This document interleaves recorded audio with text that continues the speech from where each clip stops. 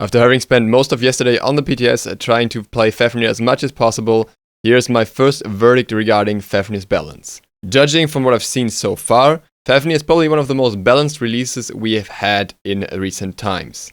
I've tested him both in solo and support, with very different results. I have not tested him in jungle yet, but I will do that soon. In solo lane, you will struggle with his weak early clear and the lack of aggression. He can also be interrupted very easily in his clear by standing in front of him. However, he can counter that by disarming you in return and dealing cleave damage to you and your minions. If you max out your hammer and buy pan boots, his clear becomes okay around level 8 or 9-ish. You can clear the wave into abilities then, only leaving some health on the front line minions, but it's not too bad. The longer the game goes, the better for him. Fafnir needs those levels to get his dragon form to last longer. He needs the extra CDR to use his dragon form more often. And without his dragon form, he's really just half of what he can be. This has an impact on team fights as well, as if you don't have your dragon form available, you're not much of a threat compared to when you do. If the enemy team can force out your dragon form, you may be in a bad situation if they choose to retreat and then re-engage. While Fafnir has one of the roughest early phases in solo, I still think it can be worth playing him there as long as you're able to get through that somehow. Especially items like Mystical Mail help here, because his own clear is just not that great. Regarding support, it's kinda hard to make accurate judgments at the moment, simply because his passive is not working properly and he's not getting the gold that he should be. This obviously impacts solo lane as well, but it's much more important in the support role, where you really need that extra gold. Generally, his laning phase feels really awkward as a support. His steroid is not that great unless you put many points into it. His 1 is an okay clear assist, but it means you sacrifice your only really good CC.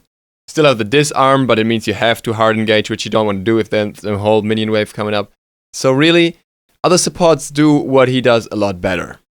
Think for example Athena, who can dash in to aggress, clear at the same time, drop a 3 to clear as well, and taunt the enemies. With Fafnir, these abilities are tied much more and put him at a greater risk. The gold gain may compensate for that, but until that is fixed, it's too hard to say how it will actually play out for him. Generally, I had an easier time in solo lane than in support, despite of it being supposed to be the other way around. This was also partially due to the fact that his ult has such a long windup. This means in many situations where you want to help your ADC, you actually can't because you're still stacking the animation while the ADC is getting chased down by the enemy team. Also, you apparently can't deal damage to Kalda and Dragon Form, which is really annoying. When it comes to his abilities, the 1 is fine the way it is.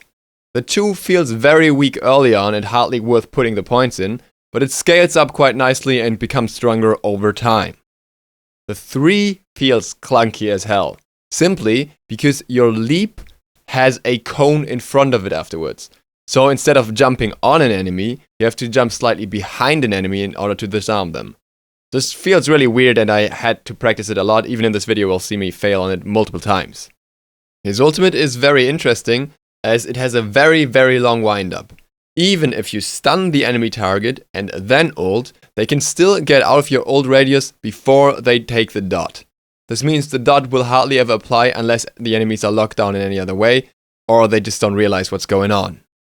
Same goes for the end period of the ult. When turning back into a dwarf, you're very vulnerable.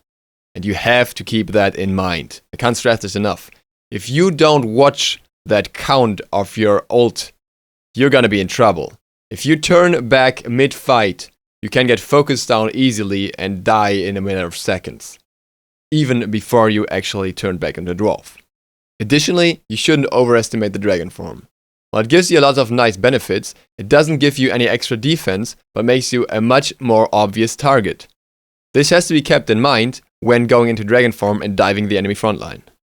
As for builds, it's in my opinion too early to say, and especially the gold gain will have a major impact on that. However, what we can say so far is CDR is key. Cooldown reduction is very important because it helps him to get his dragon form more often, and the dragon form is what this character is about. If you want extra damage in the dragon form, the best way to go is a mix of power and pen, otherwise defense builds are the way to go in most situations. I have not experimented with full damage builds yet, I will do that today. I don't think it will be the right choice for him given his stats though, but we will see. That's it for this video. Thank you guys for watching. Duke Sloth out.